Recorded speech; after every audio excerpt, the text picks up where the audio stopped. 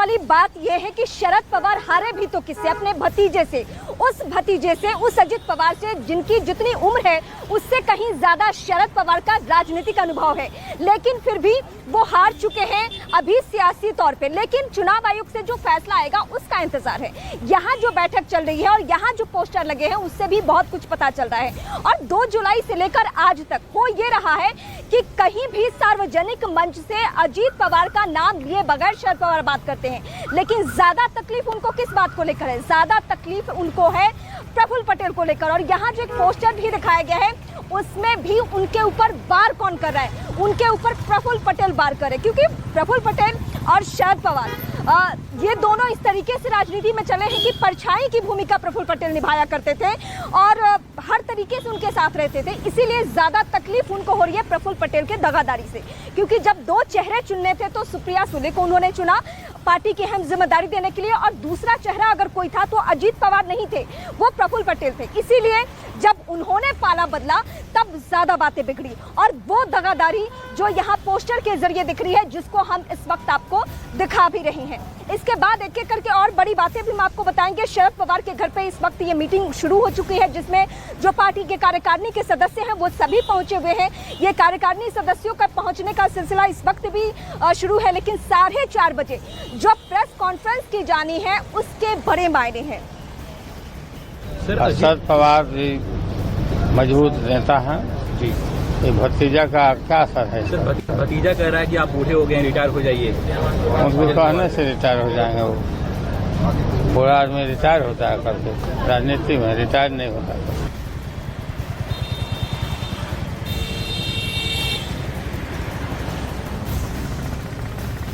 महाराष्ट्र की सियासत में एनसीपी का और शरद पवार का जो रुतबा रहा है, जो कद रहा है, वो भुलाया नहीं भूला जा सकता है। और आप यूं कह सकते हैं कि महाराष्ट्र की राजनीति की अगर चर्चा करेंगे तो शरद पवार के बिना संभव ही नहीं है।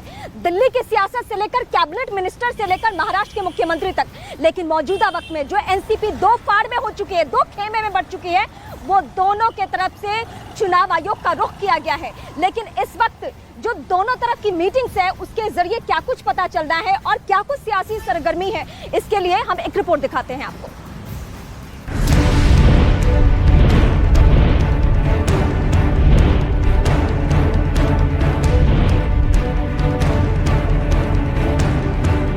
खुद को राजनीति का बेहतरीन खिलाड़ी समझने वाले शरद पवार को अब समझ नहीं आ रहा है कि उनसे चूक कहां हो गई। पार्टी के विधायकों पर उनका मोहिनी मंत्र अचानक कैसे बेअसर हो गया, और 82 साल की उम्र में भी जिस पार्टी पर वो अपनी मजबूत पकड़ समझ रहे थे, वो रेत की तरह उनकी बंद मुट्ठी से फिसल कैसे गई। शरद पवार तुम संघर्ष करो।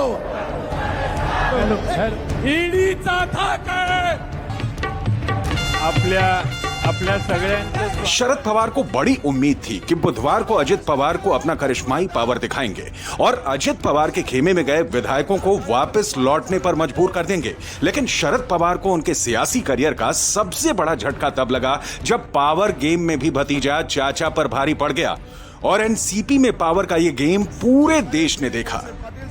तर पुढचा कार्यक्रम सुरू होईल। आपल्या सगळ्यांनी वेगवेगळ्या पदावर काम करणारे युवक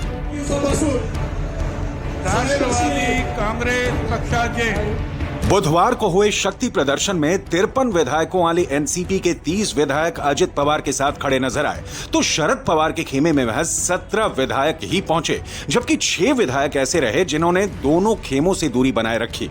ऐसे में एनसीपी में चल रहे इस दिलचस्प मुकाबले की पहली भिड़ंत में अजित पवार चाचा शरद पवार पर बढ़त तो बना ली, लेकिन मैच जीतने के लिए उन्हें कम से कम 37 विधायकों का स्कोर खड़ा करना होगा, और ये तभी मुमकिन है जब दोनों खेमों में गैर हाजिर रहे 6 विधायक अजित पवार के साथ जाकर खड़े हो जाएं। सियासत के माहिर खिलाड़ी शरद पवार की पार्टी पद और प्रतिष्ठा तीनों दांव पर लगी है। अब सारा दारोमदार एनसीपी के उन 6 खिलाड़ियों पर टिका है जिनके बारे में किसी को नहीं पता कि वो दोनों खेमों से दूर क्यों रहे। आगे वो किस खेमे को सपोर्ट करेंगे और किसकी साख बचाएंगे। फिलहाल चाचा और भतीजा दोनों का भविष्य अब इन्हीं 6 विधायकों के हाथों में है, लेकिन संख्या बल में भारी पड़ने की वजह अजित पवार ने बुधवार को दांव चल दिया, जिससे शरद पवार की सबसे बड़ी पूंजी उनकी पार्टी उनके हाथ से हमेशा के लिए फिसल सकती है। इस बीच शरद पवार को एक और झटका तब लगा जब दोपहर में शरद पवार की बैठक में शामिल होने वाले निर्दलीय विधायक देवेंद्र भोयार ने शाम होते होते पाला बदल लिया और फूलों का गुलदस्ता लेकर अजित पवार को भेंट करने पहुंच गए। देवेंद्र भोयार महाराष्ट्र के मोर्शी विधानसभा सीट से निर्दलीय विधायक हैं। फिलहाल दोनों खेमों में एनसीपी के उन गैरहाजिर रहे 6 विधायकों को अपने पाले में लाने के लिए हर मुमकिन कोशिश जारी है। बीती देर रात तक अजित पवार प्रफुल्ल पटेल के घर पर मंथन करते रहे। आधी रात के बाद अजित पवार वहां से अपने घर के लिए निकले।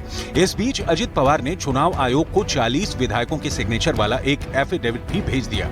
इस एफिडेविट में अजित पवार को एनसीपी का नया अध्यक्ष घोषित किया गया है। इसके साथ ही अजित पवार की तरफ से 30 जून को सिंबल ऑर्डर 1968 के तहत चुनाव आयोग में एक याचिका भी दाखिल कर दी गई है। मतलब साफ है कि चाचा की पार्टी पर भतीजे ने पूरा कब्जा करने का दांव खेल दिया है और संख्या बल सही रहा तो शरद पवार की आंखों के सामने अजित पवार उनकी पार्टी और पद दोनों हथिया लेंगे।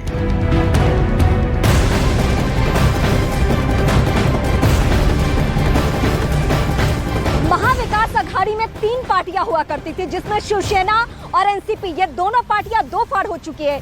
कांग्रेस पार्टी जो है उसको डर ये सता रहा है कि कहीं ये टूट का खतरा हमारे पास भी ना आ जाए, जिस तरीके से महाराष्ट्र में पिछले